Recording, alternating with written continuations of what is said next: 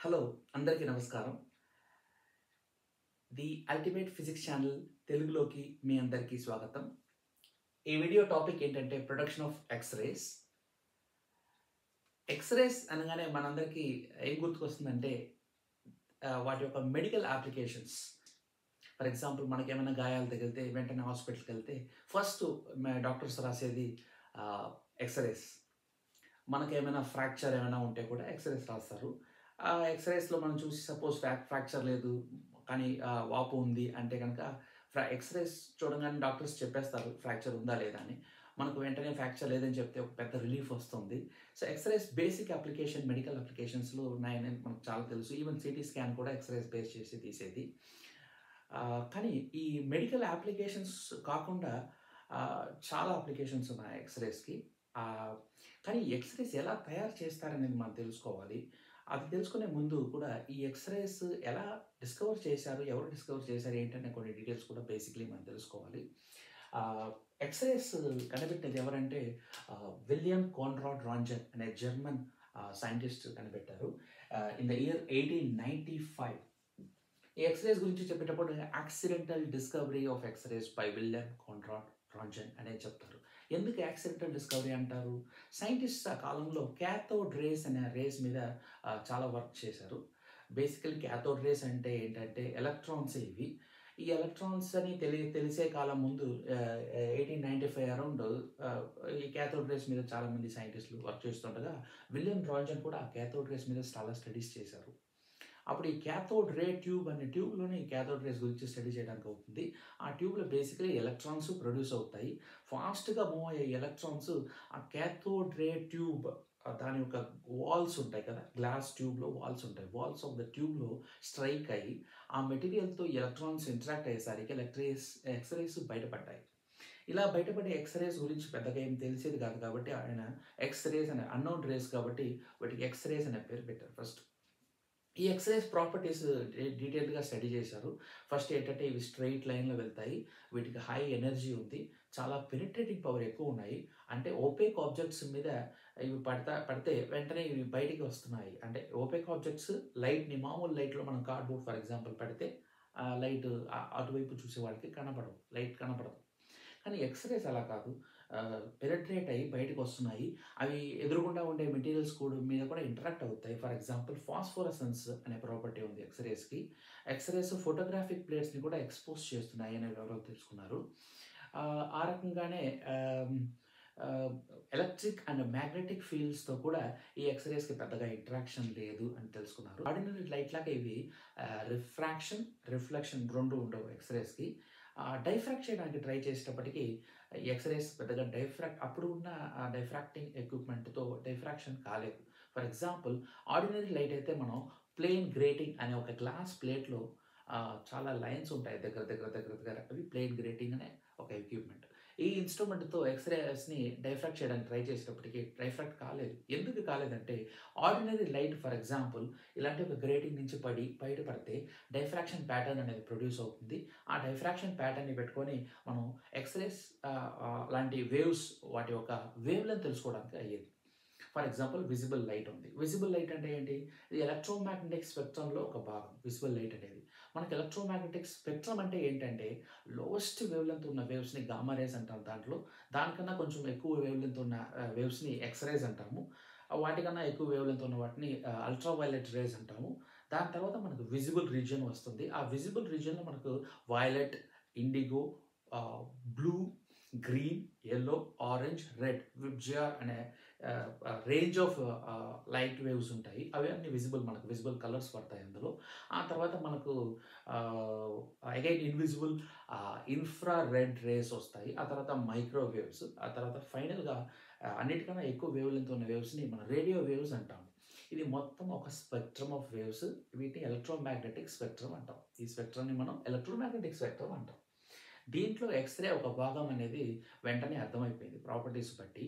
కానీ wave length measure చేయడం చాలా ఇబ్బందయింది. ఎందుకంటే డైఫ్రాక్షన్ గ్రేటింగ్‌లో ఉన్న లైన్స్ దగ్గర ఉంటాయి. అంటే కొన్ని వేల లైన్స్ ఉంటాయి per inch of the plane grating material. ఆ గ్లాస్ ప్లేట్ మీద దగ్గరగా లైన్స్ గీస్తారు. ఎంగ్రేవింగ్ అంటాం. ఎంగ్రేవ్ చేస్తారు లైన్స్‌ని. ఈ దగ్గర ఉన్న లైన్స్ మరీ అంత దగ్గర లేకపోతే ఎక్స్రేస్ లాంటి లోవర్ వేవ్ లెంత్స్ని మెజర్ చేయడం సాధ్యం కాదు దీంట్లో. సో విజిబుల్ లైట్ని డైఫ్రాక్ట్ చేయడానికి వాడే ఆ ప్లేన్ గ్రేటింగ్స్ ఎక్స్రేస్కి పనికిరావన్నమాట. సో ఎక్స్రేస్కి ప్రత్యేకంగా ఏదో ఒక విధంగా వాటి వేవ్ లెంగ్త్స్ తెలుసుకోవాలని సైంటిస్టులు ప్రయత్నాలు చేశారు. అంటే దాదాపు డిస్కవరీ తర్వాత ఫ్యూ ఇయర్స్, అంటే ఒక 10-12 ఇయర్స్ ప్రయత్నాలు చేస్తూ ఉండగా 1912లో మ్యాక్స్ వాన్ లోయ్ అనే సైంటిస్ట్ క్రిస్టల్స్లో యాటమ్స్ మధ్య ఉండే డిస్టెన్స్ ఈ ఎక్స్రే వేవ్ లెంత్కి తగ్గేటట్టు ఉన్నట్టుగా ఉందని చెప్పి ప్రిడిక్ట్ చేశారు. సో ఈ క్రిస్టల్స్ని యూజ్ చేసుకుంటూ ఈ ఎక్స్రేస్ని ఒక వేవ్ లెంత్ని కనిపెట్టడం పాసిబుల్ అని చెప్పి he predicted in the year 1912. ఆ రకంగా he carried out some experiments, కొన్ని ఎక్స్పెరిమెంట్స్ చేసి he was able to predict the wavelength of the X-rays. Initial ఎక్స్పెరిమెంట్స్లో ఆయనకు వచ్చిన వేవ్ లెంత్ దాదాపుగా 0.013 నానోమీటర్స్ టు 0.048 నానోమీటర్స్. ఇప్పుడు మనకు జనరల్గా యాక్సెప్టెడ్ వేవ్ లెంత్ రేంజ్ ఎంత ఎక్స్రేస్కి అంటే 0.01 నానోమీటర్స్ టు 10 నానోమీటర్స్. అంటే కొంచెం బ్రాడర్ రేంజ్ అయిపోయింది ఎక్స్రేస్ వేవ్ లెంత్ ఇప్పుడు యాక్సెప్టెడ్ వేవ్ లెంత్స్. ఈ డిస్కవరీ అంటే diffraction of X rays is possible with crystals అనే డిస్కవరీ కోసం మ్యాక్స్ వాన్ లోయ్కి 1914 నోబెల్ ప్రైజ్ ఇచ్చారు. Of course, the 1902 Nobel Prize in Physics was given to William Conrad Roentgen. Roentgenకి 1902 first Nobel prize in physics ఇచ్చారు ఈ discovery of X-rays కోసం. Max von లోయ్కి 1914 Nobel prize in physics ఇచ్చారు. Medical applications, X-rays యొక్క medical applications కొన్ని నెలల్లోనే, అంటే ఎక్స్రేస్ కనిపెట్టిన కొన్ని నెలల్లోనే మెడికల్ ఉపయోగాలు స్టార్ట్ అయ్యాయి. అంటే మెడిసిన్లో ఎక్స్రేస్ని యూజ్ చేయడం అనేది స్టార్ట్ అయ్యాయి. కానీ ఈ వేవ్ లెంత్స్ డైఫ్రాక్షన్ చేసి వేవ్ లెంత్స్ తెలుసుకోవడం, వాటి గురించి డీటెయిల్డ్గా స్టడీ చేయడం అనేది ఈ డిస్కవరీ వల్ల చాలా అప్లికేషన్స్ పాసిబుల్ అయింది. ఎక్స్రేస్తో చాలా అప్లికేషన్స్ ఈరోజు మనకు ఉన్నాయంటే దానికి main reason Max von Laue యొక్క discovery of diffraction of X rays by crystals. But ఈ వీడియోలో మనం ఎక్స్రేస్ ప్రొడక్షన్ గురించి కొంచెం డీటెయిల్గా చూద్దాం. ఈ ఒక రేంజ్ మనం ఎక్స్రేస్కి ఇచ్చిన దీంట్లో లోవర్ ఎండ్ అనేది మనకు గామా రేస్తో ఓవర్లాప్ అవుతుంది. దీంట్లో హైయర్ ఎండ్ 10 నానోమీటర్స్ అనేది దాదాపు మనకు అల్ట్రావైలెట్ రేస్తో ఓవర్లాప్ అయిపోతుంది. అంటే ఏంటి, ఈ నంబర్స్ మరి అంత ఫిక్స్డ్ కాదు, రిజిడ్ నంబర్స్ కాదు ఇవి. ఈ నంబర్స్ ఏంటంటే మనకు లోవర్ ఎండ్ అప్పర్ ఎండ్ రెండు కూడా కొంచెం ఫజీ బౌండరీస్ అనొచ్చు మనం. అంటే ఏంటి అంటే ఫిక్స్డ్గా మరి అంత నంబర్, ఈ నంబర్కి ఈ వేవ్ లెంత్ కింద ఉన్నవన్నీ మనం గామా రేస్, ఈ వేవ్ లెంత్ పైన ఉన్నవన్నీ అల్ట్రావైలెట్ రేస్ అని చెప్పలేము. కొన్ని అప్లికేషన్స్లో మనకు దీనికన్నా ఎక్కువ వేవ్ లెంత్ ఉన్న 10 నానోమీటర్స్ కన్నా ఎక్కువ వేవ్ లెంత్ ఉన్న వేవ్స్ని కూడా మనం ఎక్స్రేస్ అని చెప్పాల్సి వస్తుంది. అలాగే కొన్ని అప్లికేషన్స్లో 0.01 నానోమీటర్స్ కన్నా తక్కువ ఉన్న వేవ్ లెంత్ని కూడా మనం ఎక్స్రేస్ని తీసుకోవాల్సి వస్తుంది. ఎక్స్రేస్కి చాలా ఇంపార్టెంట్ ప్రాపర్టీస్, రెండు ప్రాపర్టీస్ ఎక్స్రేస్ గురించి చెప్పేటప్పుడు చెప్పాలి. ఒకటి ఏంటంటే ఫాస్ఫోరసెన్స్ అనే ప్రాపర్టీ. అదేంటంటే ఎక్స్రేస్ తగిలితే ఒక మెటీరియల్ మీద ఆ మెటీరియల్ ఎక్స్రేస్ ఎనర్జీని పీల్చుకొని తర్వాత ఆ material on its own light emit చేస్తాయి. అది ఫాస్ఫోరసెన్స్ అంటాం మనం. అలాగే ఎక్స్రేస్ ఫోటోగ్రాఫిక్ ప్లేట్స్ మీద పడితే మనం మామూలుగా ఫోటోగ్రాఫిక్ ప్లేట్స్ ఎలా డెవలప్ చేస్తామో అలా ఎక్స్పోజ్ అయిపోతే డెవలప్ అవుతుంది కదా, అలా ఎక్స్పోజ్ అయిపోతాయి ఆ ప్లేట్స్ కూడా. ఫోటోగ్రాఫిక్ ప్లేట్స్ అనేవి ఎక్స్పోజ్ అయిపోతాయి. ఈ ఫోటోగ్రాఫిక్ ప్లేట్స్ నార్మల్గా అప్పట్లో ఆర్డినరీగా కోట్ చేసి పెట్టేవారు. మెటీరియల్స్ మీద కోటింగ్ ఇచ్చి వీటికి ఫోటోగ్రాఫిక్ కెమికల్స్ ఉంటాయి కదా, వాటిని కోట్ చేసి అందులో అలాంటి మెటీరియల్స్ని ల్యాబ్లో పెట్టుకునేవారు. వాటి మీద ఎక్స్రేస్ తగలంగానే అవి ఎక్స్పోజ్ అయిపోయాయి. ఇది కూడా ఇంట్రెస్టింగ్ ప్రాపర్టీ. సో ఈ ప్రాపర్టీ బట్టి తెలిసింది ఇది కూడా లైట్ వేవ్స్ లాంటి ఎలక్ట్రోమాగ్నెటిక్ రేడియేషన్ అనే విషయం. ఎక్స్రేస్ ప్రొడ్యూస్ చేయడానికి ఇలాంటి ఒక బేసిక్ ఎక్విప్మెంట్ ఉండాలి. అది ఏంటంటే ఒక ఎక్స్రే ట్యూబ్ అని చెప్పే ఒక గ్లాస్తో చేయబడిన ఒక ట్యూబ్ ఉండాలి. గ్లాస్ అంటే మామూలుగా బోరోసిలికేట్ గ్లాస్ అనే ఒక ఫ్యామిలీ ఆఫ్ గ్లాసెస్ ఉన్నాయి. పైరెక్స్ అనే పదం విని ఉంటారు మీరు, లేకపోతే ఇండియాలో ఎంజీ అనే పదం మనం వింటాం గ్లాసెస్ గురించి మాట్లాడేటప్పుడు. ఇవన్నీ కూడా బోరోసిలికేట్ గ్లాసెస్ ఫ్యామిలీలో ఉన్న గ్లాసెస్. డిఫరెంట్ కంట్రీస్లో డిఫరెంట్ బ్రాండ్ నేమ్స్తో ఇవి తయారు చేస్తారు. అలాంటి గ్లాసీ మెటీరియల్‌తో తయారు చేయబడిన ఒక ట్యూబ్‌ని వాడతారు మామూలుగా ఎక్స్‌రేస్‌కి. ఒరిజినల్‌గా కాథోడ్ రే ట్యూబ్స్‌లో ఎక్స్‌రేస్ ప్రొడ్యూస్ అయ్యేవి. కానీ ఎక్స్‌రేస్ ప్రత్యేకంగా ప్రొడ్యూస్ చేయాలంటే ఆ ట్యూబ్‌లో చాలా మోడిఫికేషన్స్ చేయాల్సి ఉంటుంది.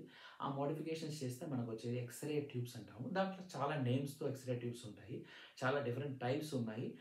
చాలా కాంపాక్ట్‌గా, చాలా సోఫిస్టికేషన్స్‌తో ఇప్పుడు వచ్చే ఎక్స్‌రే ట్యూబ్స్ ఉంటాయి. చాలా చిన్నగా మనకి ఎంత టేబుల్ టాప్ ఎక్స్‌రేస్ కూడా ఉన్నాయి.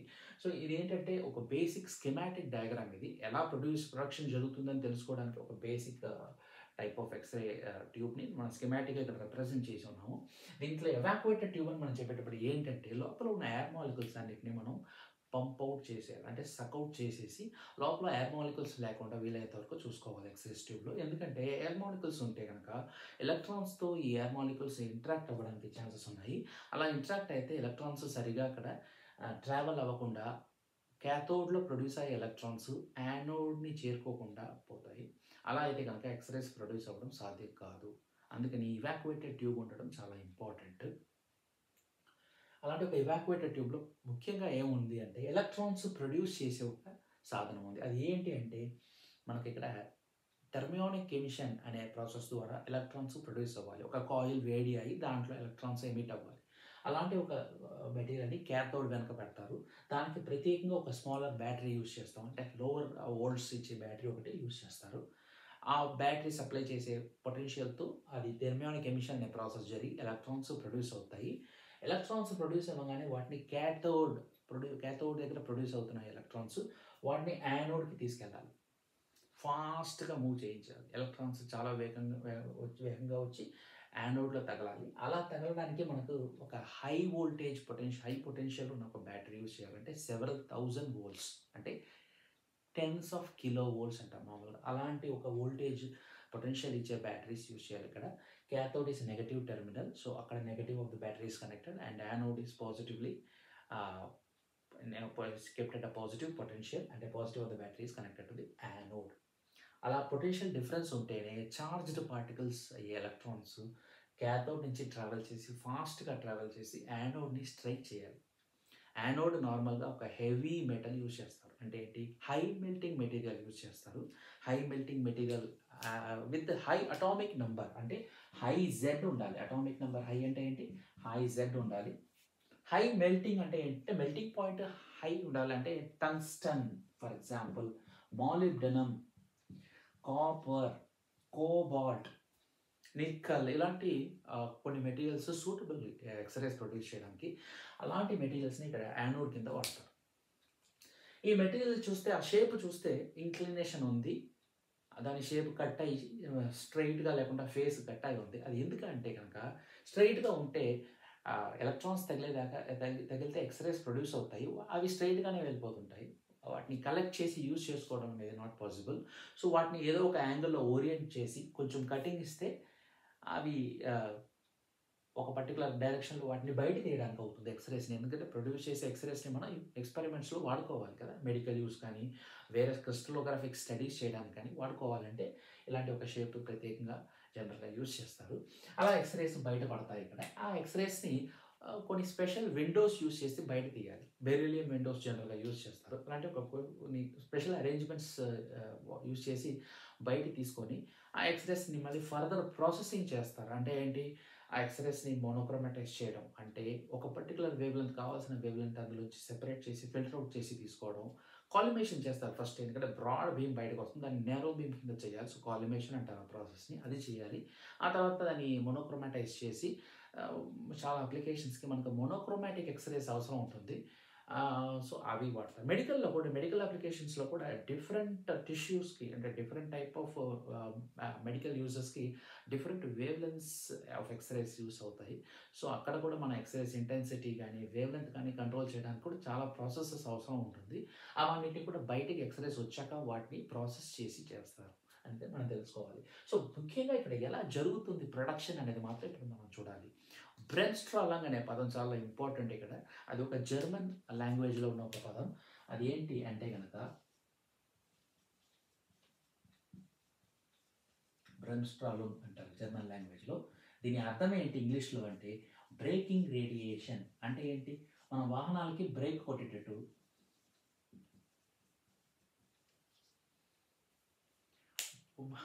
బండి ఎలా సడన్గా ఆగుతుందో బ్రేక్ కొడితే, అట్లా ఇక్కడ ఎలక్ట్రాన్స్ ఫాస్ట్గా మూవ్ అయ్యే ఎలక్ట్రాన్స్ని యానోడ్ పెట్టి మనం బ్రేక్ చేస్తున్నాం. అలా బ్రేక్ చేసేటప్పుడు ఒక రేడియేషన్ ప్రొడ్యూస్ అవుతుంది. దాన్ని బ్రేకింగ్ రేడియేషన్ అంటారు. ఆ మెకానిజంని జర్మన్ లాంగ్వేజ్లో బ్రెబ్స్ట్రాలింగ్ అంటారు. ఆ బ్రేకింగ్ రేడియేషనే ఇక్కడ ఎక్స్రే మనకు. అవే ఎక్స్రేస్ కింద ప్రొడ్యూస్ అయ్యి బయటకు వస్తాయి.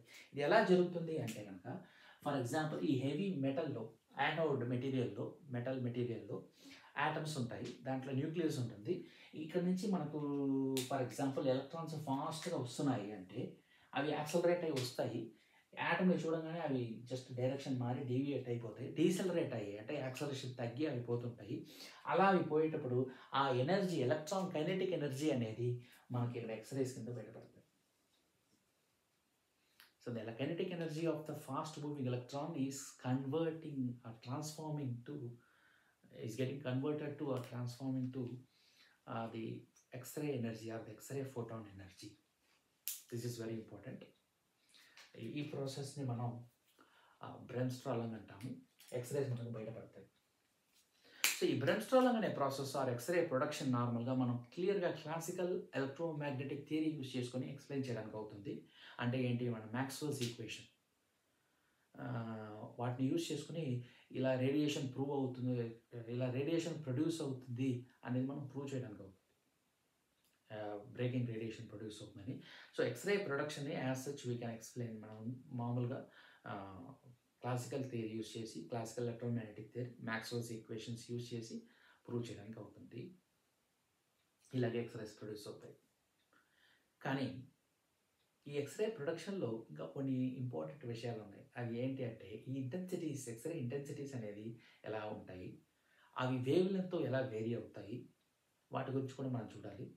అవి చాలా ఇంట్రెస్టింగ్ విషయాలు ఉన్నాయి అందులో. అందులో ఏంటంటే కొన్ని మన క్లాసికల్ ఎలక్ట్రోమాగ్నెటిక్ థియరీ యూజ్ చేసి ఎక్స్ప్లెయిన్ చేయలేము. అలాంటి విషయాలు కూడా ఉన్నాయి అందులో. వాటి గురించి ఇప్పుడు చూద్దాం. ఎక్స్రే ప్రొడక్షన్ దగ్గరికి వచ్చాక ఈ రెండు ఇంపార్టెంట్ కర్వ్స్ మనం చూసినట్లయితే మనకు క్లియర్గా ఎక్స్రేస్ ఎలా ప్రొడ్యూస్ అవుతున్నాయి, అక్కడ ఏం జరుగుతుంది అనే విషయాలు అర్థమవుతాయి. అలాగే కొన్ని విషయాలు అందులో మనం క్లాసికల్ ఎలక్ట్రోమాగ్నెటిక్ థియరీ యూజ్ చేసి ఎక్స్ప్లెయిన్ చేయలేము అనే విషయం కూడా అర్థమవుతుంది.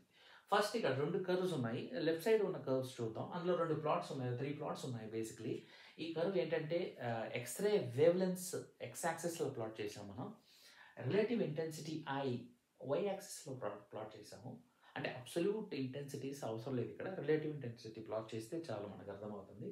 అంటే ఏంటి అంటే ఇక్కడ చూడండి, different voltages between anode and cathode apply చేస్తే ఒక particular material, in the case tungsten తీసుకున్నాం మనం. టంగ్స్టన్కి వోల్టేజ్ మాత్రం వేరీ చేసిస్తే ఇలాంటి 3 డిఫరెంట్ కర్వ్స్ మనం ప్రొడ్యూస్ చేయడానికి అవుతుంది. అంటే ఎక్స్రేస్ ఇంటెన్సిటీస్ మెజర్ చేస్తే డిఫరెంట్ వేవ్ లెన్స్ కూడా ఉంటాయి కాబట్టి వేవ్ లెన్స్ మెజర్ చేసి ప్లాట్ చేస్తే కనుక మనకు 25 kV ప్లాట్ చేస్తే ఇలాంటి కర్వ్ వస్తుంది, 30కి ఇది వస్తుంది, 35 కర్వ్ వస్తుంది. మొత్తం 3 కర్వ్స్, డిఫరెంట్ కర్వ్స్ మనం చూపించాం ఇక్కడ. ఇంట్రెస్టింగ్ విషయం ఏంటంటే కంటిన్యూస్ ఎక్స్రేస్ ఇది. అంటే ఏంటి, అన్ని వేవ్ లెన్స్లో మనకి ఎక్స్రేస్ ఉన్నాయి. సో దీన్ని మనం కంటిన్యూస్ ఎక్స్రేస్ అంటాం. ఈ కంటిన్యూస్ ఎక్స్రేస్ ప్రొడక్షన్ అనేది మనం క్లాసికల్ ఎలక్ట్రోమాగ్నెటిక్ థియరీ యూజ్ చేసి ఎక్స్ప్లెయిన్ చేయొచ్చు. బ్రెమ్స్ట్రాలింగ్ అనే మెకానిజం గురించి మనం చూసాము, దాన్ని యూజ్ చేసి ఎక్స్ప్లెయిన్ చేయడానికి అవుతుంది. ఎందుకు ఇంటెన్సిటీస్ వేరీ అవుతున్నాయి వేవ్ లెంగ్త్ అనేది కూడా మనకు అందులో అర్థమవుతుంది.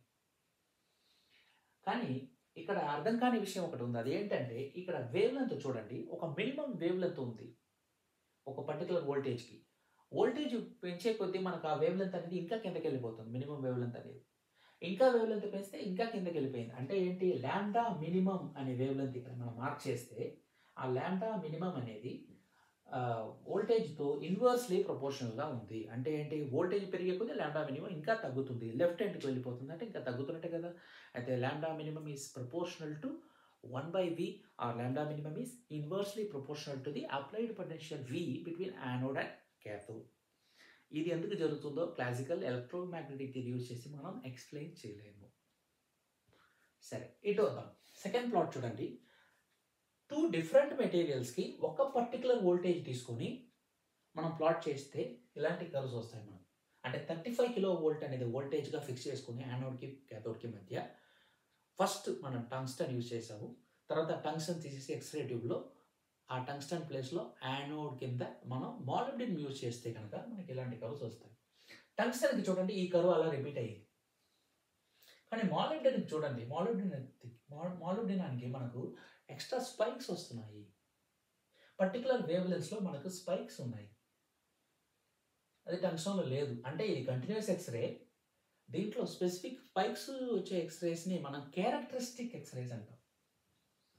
క్యారెక్టరిస్టిక్ ఎక్స్రేస్ అంటే ఏంటి అంటే ఒక పర్టికులర్ మెటీరియల్కి అది పర్టికులర్ వేవ్ లెన్స్లో జరుగుతుంది. ఆ పర్టికులర్ మెటీరియల్కి అది ఒక క్యారెక్టరిస్టిక్, కాబట్టి అది క్యారెక్టరిస్టిక్ ఎక్స్రేస్ అంటాం. అంటే కంటిన్యూస్ ఎక్స్రేస్ నుంచి ఇవి డిఫరెంట్ అనమాట. వీటి ఆరిజిన్ బ్రెమ్స్ట్రాలాంగ్ కాదు, వీటిని క్లాసికల్ ఎలక్ట్రోమాగ్నెటిక్ థియరీ యూజ్ చేసుకుని మ్యాక్స్వెల్స్ ఈక్వేషన్స్ యూజ్ చేసి ఎక్స్ప్లెయిన్ చేయలేము. వీటి ఆరిజిన్ క్వాంటమ్ మెకానిక్స్లో ఉంది, అందుకని వీటిని క్యారెక్టరిస్టిక్ ఎక్స్రేస్ అంటాం. అంటే మన యానోడ్ మెటీరియల్ మార్చే కొద్దీ డిఫరెంట్ మెటీరియల్స్కి డిఫరెంట్ వేవ్ లెన్స్లో ఈ స్పైక్స్ వస్తాయి. కంటిన్యూస్ ఎక్స్రే స్పెక్ట్రమ్ మీద అడిషనల్గా ఈ స్పైక్స్ వస్తాయి. ఇవి డిఫరెంట్ మెటీరియల్స్కి డిఫరెంట్ వేవ్ లెన్స్కి వస్తాయి, అందుకని ఆ మెటీరియల్కి ఒక క్యారెక్టరిస్టిక్ అనమాట ఇది. అందుకని దీన్ని క్యారెక్టరిస్టిక్ ఎక్స్రేస్ అంటాం మనం. దీన్ని ఓన్లీ క్వాంటమ్ మెకానిక్స్ యూజ్ చేసి మనం ఎక్స్ప్లెయిన్ చేయడానికి అవుతుంది. అలాగే ఈ వేరియేషన్ కూడా ఎలా జరుగుతుంది అనేది మనం క్వాంటమ్ మెకానిక్స్ యూజ్ చేస్తేనే అర్థమవుతుంది. అది ఎలా ఎక్స్ప్లెయిన్ చేస్తాం వీటిని ఇప్పుడు అనేది, ఇది మాత్రం మనం డీటెయిల్డ్గా ఇప్పుడు ఎక్స్ప్లెయిన్ చేయలేము, ఎందుకంటే అది ఎలక్ట్రాన్ స్ట్రక్చర్ మీద ఆధారపడి ఉంటుంది. దానికి క్వాంటమ్ మెకానిక్స్ కొంచెం బెటర్గా అర్థమై atomic structure, shells, different shells, energy structure of the shells, electron rearrangement with in the shells జరిగేటప్పుడు ఇలాంటి ఎక్స్రే ఎమిషన్ జరుగుతుంది. దీని గురించి మనం సెపరేట్గా వేరే వీడియోలో క్యారెక్టరిస్టిక్ ఎక్స్రేస్ గురించి డీటెయిల్గా చూద్దాం. కానీ ఇలాంటి స్పైక్స్ రావడం మాత్రం క్వాంటమ్ మెకానిక్స్ అవసరం ఉంది ఎక్స్ప్లెయిన్ చేయడానికనే తెలుసుకోవాలి. అలాగే ఈ wave length variation with respect to the applied potential inversely ఎందుకు జరుగుతుంది అనేది కూడా మనం క్వాంటమ్ మెకానిక్స్ యూజ్ చేసి ఎలా ఎక్స్ప్లెయిన్ చేస్తాం అనేది తెలుసుకోవాలి. పర్టికులర్గా చెప్పాలంటే ఫోటో ఎలక్ట్రిక్ ఎఫెక్ట్ ఒక quantum mechanical concept or quantum mechanical phenomenon. Without quantum mechanics we cannot understand photo electric effect. ఈ ఎక్స్రే ప్రొడక్షన్ అనేది కూడా inverse of photo electric effect అనే విషయం మనకు అర్థమవుతుంది. అది ఎలా ఎక్స్ప్లెయిన్ చేస్తాం అనేది ఇప్పుడు చూద్దాం. ప్రొడక్షన్ ఆఫ్ ఎక్స్రేస్ ఒక క్లాసికల్ కాన్సెప్ట్, అది బ్రెమ్స్ట్రాలాంగ్ బ్రేకింగ్ రేడియేషన్ మెకానిజం అని మనం చూసాము. కానీ దాంట్లో కర్వ్స్ చూసేటప్పటికి మనకి ఏమర్థమైందంటే ద ల్యాండా మినిమం అనేది పొటెన్షియల్తో ఇన్వర్స్గా రిలేట్ అయి ఉందనేది. అది ఎలా ఎక్స్ప్లెయిన్ చేయడానికి అవుతుంది, అది మాత్రం క్వాంటమ్ మెకానిక్స్ యూజ్ చేస్తేనే ఎక్స్ప్లెయిన్ చేయడానికి అవుతుందని చెప్పాను. అది ఎలా ఎక్స్ప్లెయిన్ చేయడానికి అవుతుంది అనేది ఇప్పుడు చూద్దాం. ఫోటో ఎలక్ట్రిక్ ఈక్వేషన్ నుంచి మనం స్టార్ట్ చేయాలి. ఫోటో ఎలక్ట్రిక్ ఈక్వేషన్లో ఏం జరుగుతుంది అంటే మనకు ఒక మెటల్ సర్ఫేస్ మీద లైట్ వచ్చి తగులుతుంది. లైట్ ఎనర్జీ తీసుకొని ఆ మెటల్ సర్ఫేస్ నుంచి ఎలక్ట్రాన్స్ బయటపడతాయి. దీన్ని ఫోటో ఎలక్ట్రిక్ ఎఫెక్ట్ అంటాం. ఈ ఎక్స్రే ప్రొడక్షన్లో ఏం జరుగుతుంది, సేమ్ మెటల్ యానోడ్ ఉంది, దీని మీద మనకు ఎలక్ట్రాన్స్ ఫ్రేమ్గా వచ్చి తగులుతాయి. ఆ ఎలక్ట్రాన్ ఒక కైనెటిక్ ఎనర్జీ యూజ్ చేసుకుంటూ ఎక్స్రేస్ ప్రొడ్యూస్ అవుతాయి, బయటపడతాయి. సో ఇది దాని రివర్స్ అనేది అర్థమైపోయింది. అయితే ఫోటో ఎలక్ట్రిక్ ఈక్వేషన్ యూజ్ చేసి మనం దీన్ని ఎక్స్ప్లెయిన్ చేయగలగాలి కదా. సో ఫోటో ఎలక్ట్రిక్ ఈక్వేషన్ నుంచి మనం స్టార్ట్ చేద్దాం. ఫోటో ఎలక్ట్రిక్ ఈక్వేషన్లో ఇన్కమింగ్ ఫోటాన్కి hν అనేది ఎనర్జీ ఉంటుంది. దాన్ని kinetic energy of electron plus work function of the metal అని చెప్పొచ్చు. వర్క్ ఫంక్షన్ అనేది ఏంటి, minimum energy that is required, అంటే ఎంత తక్కువ ఎనర్జీలో మనకు ఎలక్ట్రాన్ బయటపడుతుందో ఆ ఎనర్జీని మెటల్ టు మెటల్ అది వేరీ అవుతుంది, దాన్ని వర్క్ ఫంక్షన్ అంటాం. ఈ ఎక్స్రే ప్రొడక్షన్లో ఈ వర్క్ ఫంక్షన్ అనేది చాలా చిన్న వాల్యూ అయిపోతుంది. ఎందుకని, పొటెన్షియల్ యానోడ్కి కేథోడ్కి మధ్య మనం అప్లై చేసే పొటెన్షియల్ ఏమో few tens of thousands of volts, అంటే tens of kilovolts apply చేస్తాం. కానీ ఏ ఒక మెటల్ తీసుకున్నా దానికి వర్క్ ఫంక్షన్ అనేది ఫ్యూ వోల్ట్సే ఉంటుంది, 3 వోల్ట్స్ 4 వోల్ట్స్ 2 వోల్ట్స్ అలా ఉంటుంది. సో దాంతో కంపేర్ చేస్తే అప్లైడ్ పొటెన్షియల్ చాలా ఎక్కువ. అందుకని మనకు ఎక్స్రే ప్రొడక్షన్లో ఈ వర్క్ ఫంక్షన్ని మనం ఇగ్నోర్ చేయొచ్చు. అలా రాస్తే ఇప్పుడు మనం ఇన్కమింగ్ ఎలక్ట్రాన్ వస్తుంది ఎక్స్రేస్లో, యానోడ్ మీద తగిలే ఎలక్ట్రాన్స్కి కైనెటిక్ ఎనర్జీ KE అని తీసుకుంటే దాన్ని మొత్తం ఎక్స్రే ఎనర్జీ కింద కన్వర్ట్ అవుతుంది.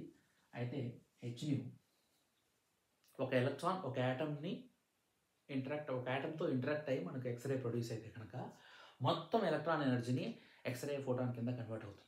కానీ మామూలుగా ఇలా జరగదు, చాలా ఎలక్ట్రాన్స్ వచ్చి పడతాయి, మెజారిటీ ఎలక్ట్రాన్స్ హీట్గా ప్రొడ్యూస్ అయ్యి అందులో ఎనర్జీ దాని ఎలక్ట్రాన్ ఎనర్జీస్ హీట్ కింద వేస్ట్ అయిపోతుంటాయి. కానీ few electrons, tiny fraction of the incoming electrons that are striking the anode మీద పడే కొన్ని ఎలక్ట్రాన్స్ మాత్రం మనకు ఎక్స్రేస్ కింద ప్రొడ్యూస్ అవుతాయి. అలా కంప్లీట్గా ఒక్క ఎలక్ట్రాన్ కంప్లీట్ ఎనర్జీ ఎక్స్రేస్ కింద ట్రాన్స్ఫార్మ్ అయితే కనుక మనకు అది బయట వచ్చే ఎక్స్రేస్కి మ్యాక్సిమం ఎనర్జీ ఉంటుంది. దాన్ని మనం ఫ్రీక్వెన్సీలో చూస్తే ఫ్రీక్వెన్సీ కూడా మ్యాక్సిమం ఉంటుంది కాబట్టి హెచ్‌న్యూ మ్యాక్స్ అని రాయడానికి అవుతుంది. అలా రాస్తే కనుక మనకు దీన్ని మళ్ళీ మనం ఈ ఎలక్ట్రాన్ ఎనర్జీ ఎంత ఉంటుంది, కైనెటిక్ ఎనర్జీ వి అనే పొటెన్షియల్ మధ్య ఎలక్ట్రాన్ అనే ఛార్జ్ ఈ ఛార్జ్తో వస్తుంది. సో దీని kinetic energy the charge times the applied potential E times V that is equal to H nu max. In terms of wavelength రాయాలంటే దీన్ని E times V is equal to HC times lambda minimum. Frequency పెరిగే కొద్దీ wavelength తగ్గాలి. So maximum frequency అయితే wavelength minimum ఉండాలి. So రాసాం. ఇప్పుడు మనం దీన్ని లాండా మినిమం కావాలి మనకు అంటే హెచ్సి ఈ వి ఇలా రాస్తాం. ఇది మొత్తం constant, Planck's constant, speed of light C, electron charge E. ఈ నంబర్స్ని మనం వర్కౌట్ చేస్తే కనుక మనకు lambda minimum is equal to 1.24 multiplied by 10⁻⁻6 over capital V which is applied potential between anode and cathode. Units మనకు మీటర్ యూనిట్స్లో వస్తుంది.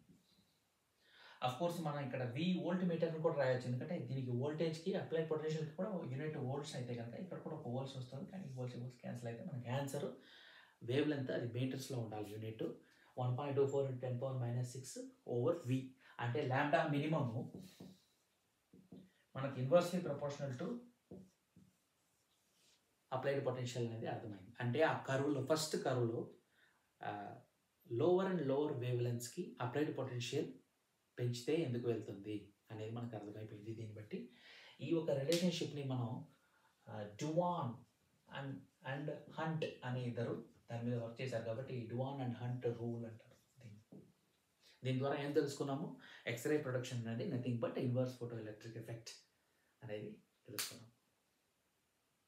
So continuous x ray production అనేది నార్మల్గా మనం క్లాసికల్ ఎలక్ట్రోమాగ్నెటిక్ థియరీ యూజ్ చేసుకొని ఎక్స్ప్లెయిన్ చేయొచ్చు. కానీ దాంట్లో ఉన్న కొన్ని విషయాలకి మనం క్వాంటమ్ మెకానిక్స్ అవసరం ఉంది, పర్టికులర్గా ఫోటో ఎలక్ట్రిక్ ఎఫెక్ట్ అవసరం ఉంది. ఫోటో ఎలక్ట్రిక్ ఎఫెక్ట్ అనేది దాని ఇన్వర్స్ ఎక్స్రే ప్రొడక్షన్ అనేది కూడా మనకి దీని ద్వారా అర్థమైపోయింది. ఈ వీడియో ద్వారా మీ అందరినీ కలిసినందుకు చాలా సంతోషపడుతున్నాను. మరొక ఇంట్రెస్టింగ్ వీడియోతో మిమ్మల్ని మళ్ళీ కలుస్తాను. Until then, it's bye from me. Thank you.